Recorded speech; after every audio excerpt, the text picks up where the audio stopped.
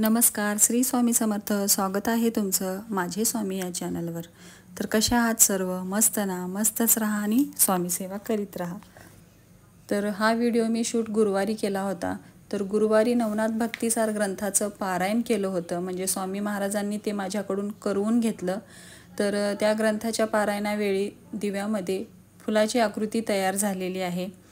तर असं म्हणतात की ज्यावेळी दिव्यामध्ये फुलांची आकृती तयार होते किंवा इतर कोणतीही आकृती जेव्हा तयार होते, तेव्हा आपण ती केलेली सेवा स्वामींपर्यंत पोहोचते किंवा ज्या देवतेची आपण त्यावेळी उपासना करत असतो, सेवा करत असतो, तर ती सेवा त्या देवांपर्यंत पोहोचलेली असते. तर माझी ही सेवा स्वामींच्या जवळ पोहोचली असेल, त्यामुळेच दिव्यामध्ये फुलाची आकृती तयार झालेली आहे. तर असंच स्वामींची कृपा राहू दे. 16 तारखेला शुक्रवारी, म्हणजे आजच हा व्हिडिओ म्हणजे तुमच्या समोर जेव्हा येईल तेव्हा शुक्रवार असेल, तर त्या दिवशी पुत्रदा एकादशी आहे.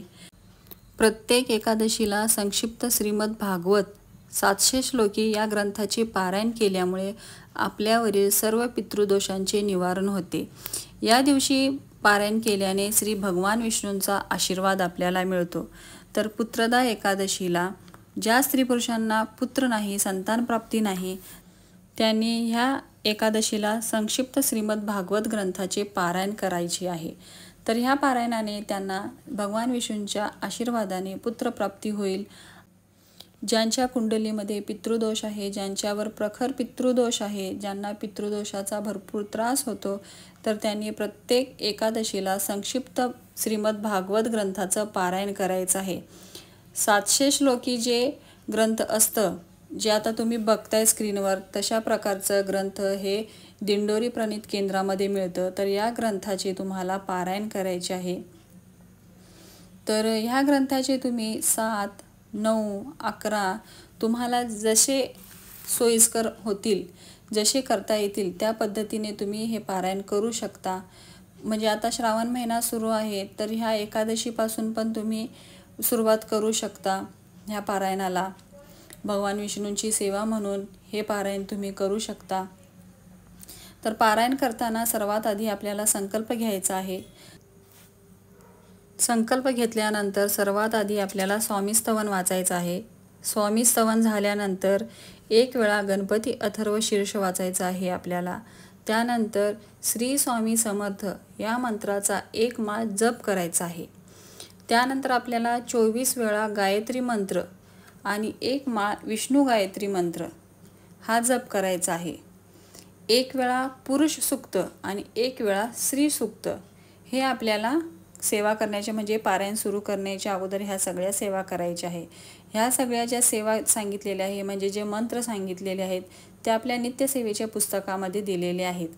तर अगोदर ह्या सगळ्या सेवा करायच्या आहेत आपल्याला. सर्वात आधी स्वामीस्तवन वाचायचं आहे, मग गणपती अथर्व शीर्ष, श्री स्वामी समर्थ मंत्राचा 1 माळ जप करायचा आहे. 24 वेळा फक्त गायत्री मंत्र म्हणायचं आहे. माळ जपायची नाही आहे आपल्याला पूर्ण गायत्री मंत्राची, फक्त 24 वेळा गायत्री मंत्र म्हणायचा आहे. त्यानंतर 1 माळ विष्णू गायत्री मंत्र जपायचा आहे आणि 1 वेळा पुरुष सूक्त आणि 1 वेळा श्री सूक्त हे आपल्याला म्हणायचं आहे. आणि त्यानंतर आपण पारायणाला सुरुवात करायची आहे. तर अशा प्रकारे आपण पारायण करायचं आहे. आणि 14 अध्याय आहेत यामध्ये. ते 14 अध्याय आपल्याला एका बैठकीत पूर्ण वाचून संपवायचे आहेत. 1.5 ते 2 तास लागतील तुम्हाला हे पारायण पूर्ण करण्यासाठी. तर एका बैठकीत पूर्ण 14 अध्याय आपल्याला वाचून पूर्ण करायचे आहेत. तर त्यानंतर आपल्याला आरती करायची आहे. पारायण झाल्यानंतर, सगळं वाचन झाल्यानंतर आपल्याला श्रीकृष्णाची आरती म्हणायची आहे.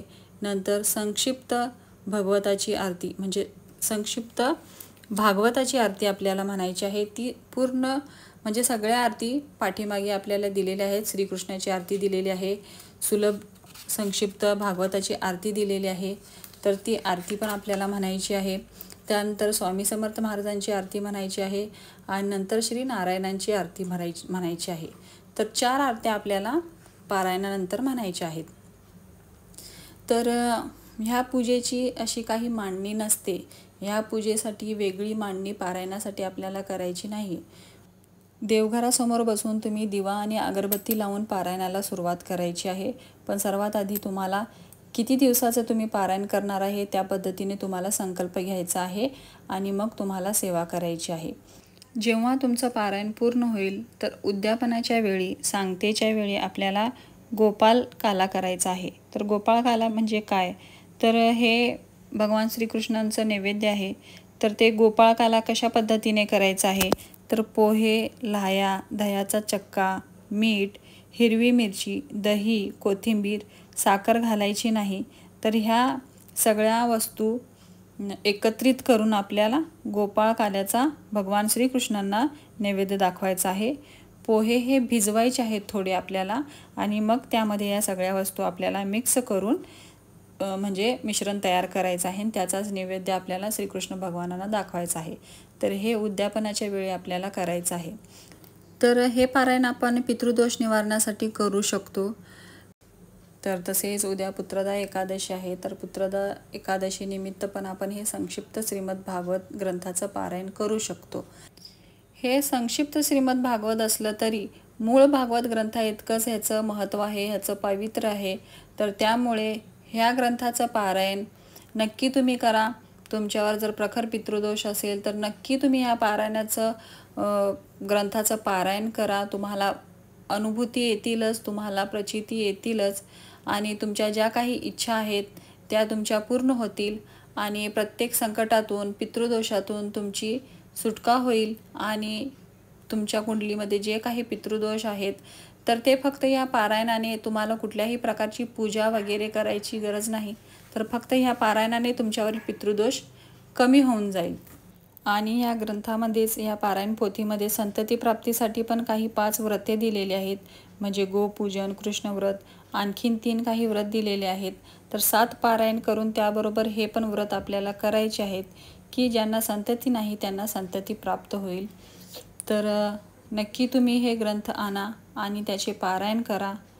मनापासून आणि श्रद्धा, विश्वास ठेवून जर तुम्ही पारायण केला तर तुम्हाला नक्की याचे अनुभव येणारच आणि तुम्हाला फलप्राप्तीही मिळणारच. भगवान श्रीकृष्णांचा आशीर्वादही तुमच्यावर कायमस्वरूपी राहील. तर कसा वाटला तुम्हाला आजचा व्हिडिओ आवडला असेल तर चॅनलला नक्की सबस्क्राईब करा, शेअर करा आणि व्हिडिओला लाईक करा. तोपर्यंत सर्वांना श्री स्वामी समर्थ.